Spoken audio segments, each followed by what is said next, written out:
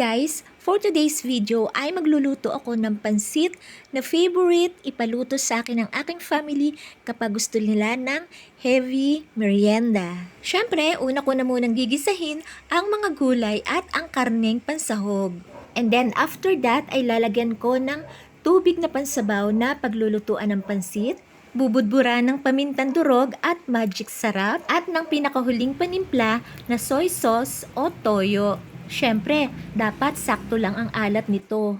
Kapag timplado na at malinamnam na ang lasa ng ating sabaw, ay ilalagay ko na ang pansit na iluluto ko.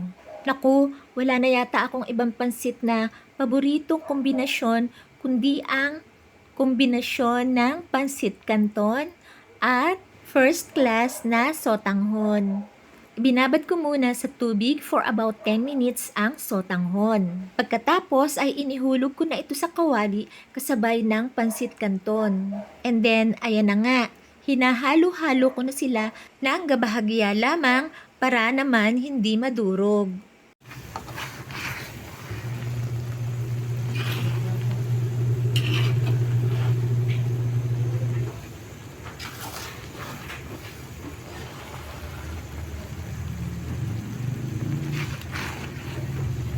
At eto na nga, naiga na ang sabaw ng pansit. So, ibig sabihin ay mabilis na lang siya or malapit na siyang maluto.